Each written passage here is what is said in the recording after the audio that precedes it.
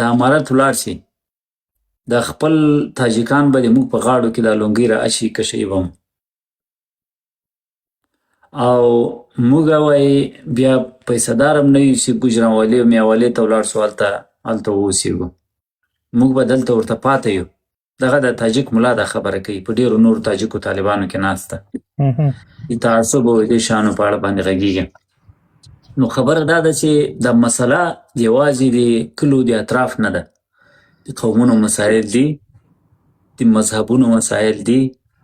په عین قوم کې په عین کلي کې په اطراف کې د انتقامونو مسلې دي ځکه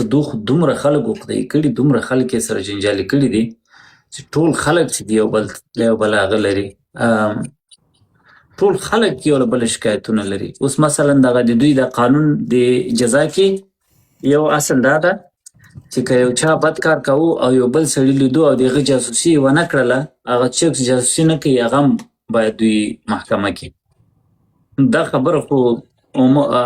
عملا یو سړي ته د بل د جاسوسي سند په لاس کې ورکول دا خلک سره جنګول دي که نه دا خو د خدای رسول وایي چې خدای قرآن وایي چې ولا تجسسو تاسې یو بل پسې تجسس مه کوئ تاسې په یو بل باندې بد ګمان مه کوئ او جاسوسي خو ټوله په بدګماني بنا ده نو دا خو تا ټوله سره په جنجال واچوله په جنګ دې سره واچوله نو دا خلک چې درګرده لګیا دي د ټولنې اړیکې سره خرابوي او دا چې سبا ته ولاړل د ښار د کلي خبر نه د کلي په منځ کې مشکل جوړ ده ښار په منځ کې مشکل جوړ ده له همسایګانو سره مشکل جوړ ده او دغه بلاوي د خپله دغه انتحاریانو او افراطیانو چې څومره خلک وروزل په جوماتو په مدرسو کې په دې کې هم یوه طبقه خلک چې ده دا خامخا دغه کېږي افراطیان کېږي د دوی په طرف کېږي نو د دې ټولو لاره دا ده چې اول دفعتاً چې موږ تاسې طالب که خدای کول ورکېده اردو بیرته را جوړه شي اولنی کار چې کېږي هغه باید دا چې نظامي امنیتي ځواکونو کې هر سړی خپلې قطعې ته ځان ورسوي د دنیا له هر سره چې د امنیتي ځواکونو لیکو ته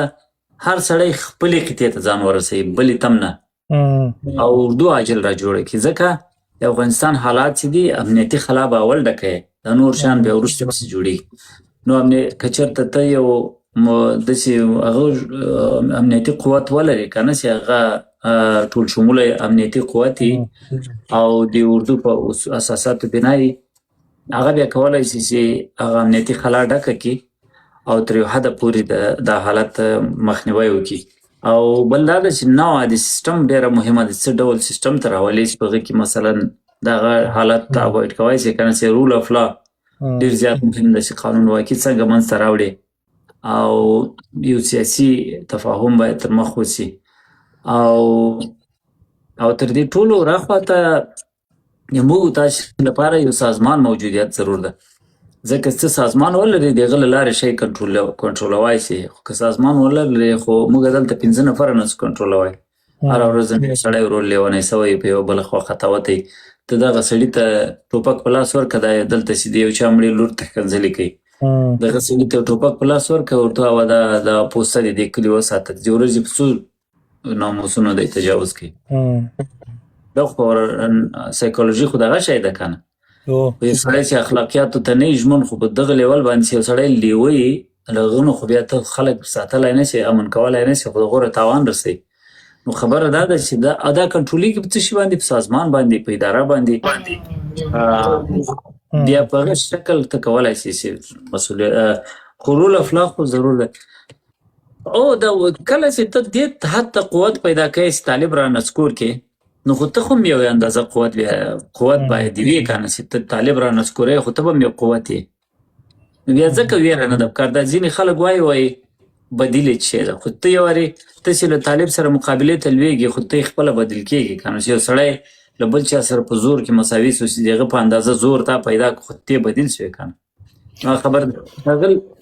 دغه په لوکل شکل چې پاینده کې د اربکیان بیا منظم شي هم په استخباراتي او سمې پیسې ورکړي دا شنل کابل وري بیا د هلته ځولی نشي کوی بیرته په کلیو کې و دا خو دا د کلو کیسه خو دا دې ته خو نو ډېر کار پکار ده ورور دا چې هغه خبرې په لایف کې به سړی ټولو اړخونو باندې نشي غږېدی که نه خو چې وخت یې راغی که خدای کول که موږ ژوندي وو او چېرته چا یو خبره مبره اورېده بیا به مشورې ورکړو. په دې کې نه وي چې بیا مشاور ملا ترخیل رئیس جمهور له ځان سره مشاور سبا ته اختر د دې اختر سودا مې په کور کې هېڅ شی هم نه و. هغلته یې زنګ راپسې راوالی و چې بیا وروسته ناوخته بیا هغوی میلمانه دي چېرته. دا د افسوس ځای دی، د خفګان ځای دی. نو تاسو چې د کوم هغه ته اشاره وکړله، نو ما ځان ډېر داسې راحت کې احساس کړو. خوشحاله شوم چې زموږ ترمنځ دغه رقمونه شته چې دې ته هم پام دی چې موږ باید ټولنه کې داسې یو زمینه برابره کړو چې زموږ خویندې موږ سره یې دلته مبارزه کوي، هغه ځان ناراحته نه احساسوي. که څوک هم د هغې توهین وکړي نو دا به زموږ ریډ لاین دی، د دې به بیا موږ په مخکې به ودرېږو. دا زموږ دپاره د فخر ځای دی، د ویاړ ځای دی. په دې کې به ستاسو خور، مور، لور او زموږ هم خپل ځان او زما لور هم او راتلونکي نسلونه به په دې کې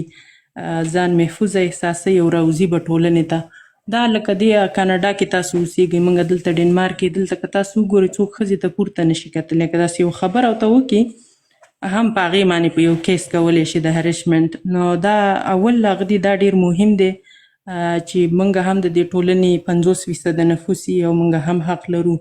نو موږ ته موږ خور مور دا خبره کېږي په رښتیا سره، د اولادونه چې دي دا خو مور تربیه کوي. نو بېرته چې ښځې ته کومه کنځا کېږي دا ډېر وروڼه دا هیروي چې زه چې دا کم څه یادوم دغه رقم زما مور هم د بایولوجیکلي که نه دغه رقم توهین زه ولې وکړم. نو زما په کور کې هم خپله مور باید انسان ورباندې فکر وکړي. ډېر زیاته مننه. نو دا خو دوامداره مسؤلیت دی زموږ ټولو، ځکه د افغانستان دغه اوسنۍ مبارزه طالب مقابل کې مبارزه چې ده د دې هغه مین پلر چې دی په اصطلاح په څه باندې چې موږ اول خو له طالب سره البته مین خو نه یو له اساسي ترینو ستنو د مبارزې څخه د ښځو مبارزه ده او د ښځو داعیه ده. ځکه نور نړۍ د موږ تاسې د ملي ګټو په اړه باندې اعتنا نه لري، خو د ښځو په اړه اعتنا یو څه حد ته موجوده په دې خاطر ده چې په هر هېواد کې یو غټ شمېر ښځې ووټ ورکوي. او فیمینیزم چې ده یو ګلوبل یو نړیوال حرکت ده او د دې نړیوال تاثیر او نړیوال سپورټ موجود ده. او هغه سپورټ د افغانستان د ښځو په نفع باندې د افغانستان د ښځو په نفع نه بلکې د افغانستان په نفع کارېدلی هم دی او کارول کېدی شي. یعنې ده موږ په دې ونه توانېدلو له بده مرغه او په دې کې د ډېرو خاینو ښځو لاس هم دی چې موږ طالب رسما د جنسیتي اپارتاید هغه کوو، جنسیتي اپارتاید باندې متهم خدای خو محکوم کو په اصطلاح دا کار موږ ونه کړی سو. خو بیا هم دا اوس طالبان په رسمیت نه پېژندل کېږي. د دې یو عمده علت د ښځو مسله ده. تر دغه حده پورې ښځو مسله موږ تاسې مبارزې په هغه کې مهمه ده. په اخلاقي لحاظ هم له دې افراطیانو سره د پاکستاني اشغال خو به ځي یا به یا به ځي هر وخت چې تو کډه به باروي. خو له افراطیانو سره زموږ ستاسې د ښځو د مسلې په سر باندې جګړه پاته ده. ځکه تر څو پورې چې ښځه په افغانستان کې د کار ساحې ته رانسي، بزنس ونه کړي، کار ونه کړي، مسلکي نه سي، سیاست ونه کړي، تجارت ونه کړي، تر هغه وخته پورې به موږ په یو لاس او یو پښه چلیږو. لکه رئیس جمهور چې نن په وینا کې ویلي دي چې له ښځو پرته د ملت په یو قدم په یوه پښه ګامونه اخلي، لکه یو ګوډ چې په یوه پښه ټوپونه اچوي که نه. نو ښځه په ټوله دنیا کې په پروډکشن کې، په دغه کې د ثروت په تولید کې، د هر هیواد په جی ډي پي کې، د کورنیو په انکم کې که ډېر رول نه لري نو نیم په نیمه رول خو لري چې لري. نو که موږ تاسې غواړو چې افغانستان آباد کو، هیڅ ټولنه هم د ښځو له احترام پرته هیڅ مدنیت په پښو نه دی درېدلی. دا خبره ما یو ورځ مخکې مو وکړله، یو چېرته مې لوستې اوسې د یو ټولنې د مدني کچې د مدني سطحې د ټاکلو لپاره 2 شاخصه دي چې د هغو په بنیاد تاسې ویلی شئ دا ټولنه څومره متمدنه ده او څومره نه ده. یو یې پکې دا ښوولی و چې که چېرته په ټولنه کې، په هره ټولنه کې چې د ښځې مسؤلیت کم وي، په هغه ټولنه همغومره ډېره وحشي ده او غیر متمدنه ده. یعنې په دنیا کې چېرته هم تمدنونه تېر شوي دي چې سیویلایزیشنز ورته ویل کېدای شي.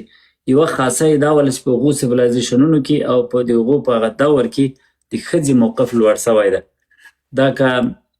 رومنز یوه دوره د طلایي دوره درلودلې ده، که پرژنز یوه طلایي دوره درلودلې، یا که یو بل بودایا سیولایزیشن په هند کې تیر سوی، که عرب حتی د سیولایزیشن په ټاپ کې سي په هغه وخت کې د ښځې مقام بهتر شو تر دا اوس. یعنې ښځه زبیده مثلا د هارون رشید ښځه وه، څومره مخوره ښځه وه. رابعه بلخي خو یا فکشنل دی یا واقعي کرکټر دی، خو کرکټرونه دي تر ډېر ناوخته پورې څو پورې د هغه سیولایزیشن نښې په مسلمانانو کې وې. د ښځو موقف تر اوس ډېر ښه و. د زموږ ستاسې شاعرانې ښځې بیبي نیکبخته ده او انازو انا ده او دا ښځې ټولې د یو ډېر ښه تمدن د وروستیو نښو په حیث باندې راپاتې وې. نو او دوم شاخص یې د ټولنې د متمدنوالي لپاره ښوولی و، هغه وایي دا ده چې په کومه ټولنه کې د انسان ژوند ډېر اهمیت ولري هغه ښه ټولنه ده، هغه ډېره متمدنه ده، او کومه چې ژوند ته ډېر کم اهمیت ورکوي هغه غیر متمدنه ټولنه ده.